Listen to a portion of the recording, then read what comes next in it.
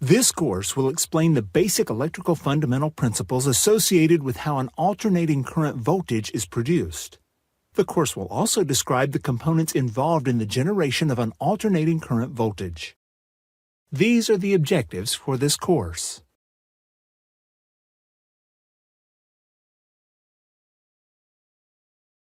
Understanding how an alternating current, or AC generator, develops an AC output will help to understand the AC power generation process. AC generators are widely used to produce AC voltage. In order to understand how these generators operate, the function of each component of the generator must first be understood. An elementary AC generator consists of a conductor or loop of wire in a magnetic field that is produced by an electromagnet, as shown in the diagram. A typical AC generator has its field excited or energized by an outside source. The two ends of the loop are connected to slip rings and are in contact with two brushes. Remember from the module on magnets and magnetic induction that when the loop of wire rotates so that the loop is cutting the magnetic lines of force, a voltage will be induced in the loop. Also, remember from the module on magnets and magnetic induction that when the loop rotates to a position where it is moving parallel to the flux, it is not cutting any magnetic lines of flux, and therefore, the voltage being induced decreases to zero. Now, using the elementary AC generator just discussed, let's look at how an AC sine wave is developed in the generator. At the instant the coil is in the vertical position, that is 0 degrees, the coil sides are moving parallel to the field and do not cut any magnetic lines of flux. Since the magnetic flux lines are not being cut by the coil, there is no voltage induced in the coil. As the coil rotates past 0 degrees in a clockwise direction, the two opposite sides of the coil will cut the magnetic lines of flux in opposite directions. The direction of the induced voltages depends on the direction of the coil's movement relative to the magnetic lines of flux. The induced voltages on both sides of the coil will add together in series as the coil rotates from the 0 degree point. This induced voltage will increase to a maximum value when the coil is cutting the maximum number of magnetic lines of flux, which occurs when the coil has rotated 90 degrees from its original position. As the coil continues to rotate from the 90 degree point to the 180 degree point, the coil will go from cutting the maximum magnetic lines of flux to the minimum magnetic lines of flux. As a result, the induced voltage in the coil will decrease from the maximum value to 0. This occurs when the coil rotation reaches the 180 degree point. It is important to note that the coil is again in the vertical position, but the sides of the coil are inverted from what they were at the 0 degree point. As the coil continues to rotate through the magnetic lines of flux, a voltage will be induced in the coil similar to that which occurred from the 0 degree point to the 180 degree point. The difference will be in the polarity of the induced voltage. Since the coil is now upside down from when it started at the 0 degree point, the induced voltage in each side of the coil will be of the opposite polarity.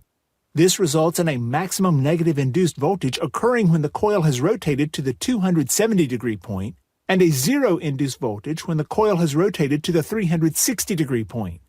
After one full rotation, the coil has returned to the same position as at the 0 degree point, and with further rotation in the same direction, the cycle will repeat. A rule for showing the relationship between the movement of a conductor, the direction of the magnetic flux, and the direction of the induced voltage or current flow is called the left-hand rule for generators.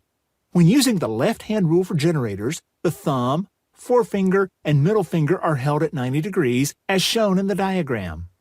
The thumb points in the direction of the conductor motion, the forefinger indicates the direction of the magnetic flux or field, and the middle finger points in the direction of the current flow.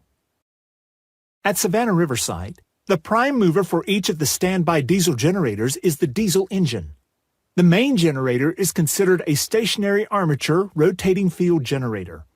This means that the stator contains the armature of the generator and the field is on the rotor. Since the field is on the rotor, direct current power must be supplied to the rotor to cause the magnetic field to be established. This direct current power is fed to the rotor field windings via slip rings and brushes. An additional small generator is attached to the main generator shaft and supplies the direct current power for the main generator field. The output from the armature is connected to the necessary facility loads through electrical switchgear. You will learn more about the operation of the standby diesel generators during facility systems training. The amount of induced voltage in the armature windings depends on three things: the number of conductors or turns in the armature coil, the speed of the magnetic field as it cuts the armature conductors, and the strength of the magnetic field from the generator field coils. The number of conductors in the armature is fixed when the generator is built, and the speed of the magnetic field affects the frequency of the AC generator output and is maintained at a constant 60 Hz by the prime mover. Therefore, that leaves only the magnetic field strength to control the amount of induced voltage. A voltage regulator varies the current applied to the field coil, thereby varying the magnetic field strength to keep the output voltage of the generator constant regardless of the load on the generator. So, why does a generator's output voltage change as the load on the generator changes? An alternating current generator has a small amount of resistance inherent to the armature coils. Therefore, not all of the voltage generated in the armature coils is available at the output terminals of the generator. As loads are added to the generator, the load current increases, since all the loads are connected to the generator output in parallel, and the current through the generator armature coil also increases. Using Ohm's law, you can show that an increase in current through the armature coil, which has some resistance, will result in a voltage drop in the armature coil. This voltage drop, internal to the generator, causes a reduction of the available voltage at the generator output terminals.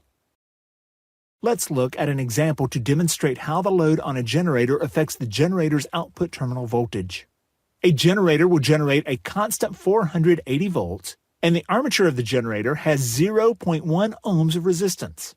Determine the voltage drop and output terminal voltage when the load current is 300 amperes. First, determine the internal voltage drop of the generator using Ohm's law. Substitute the load current and the armature resistance into the equation, then solve for the voltage drop. In this example, the internal voltage drop of the generator is 30 volts AC.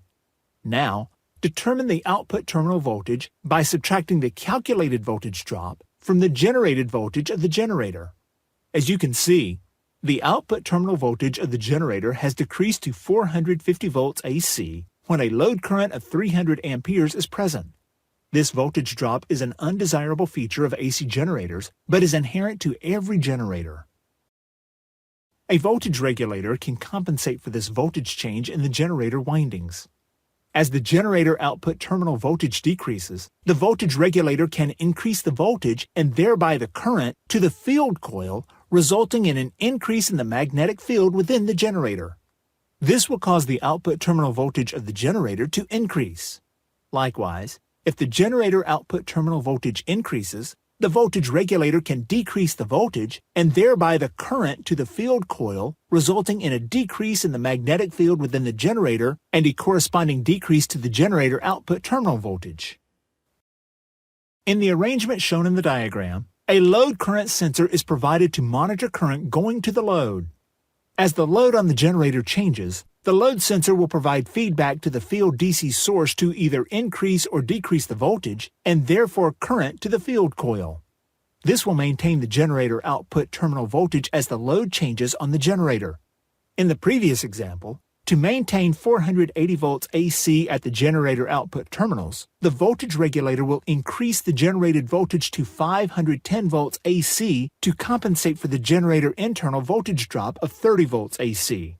The precise function of a voltage regulator is to keep the output of the generator constant even if the loads fed by the generator vary over a wide range.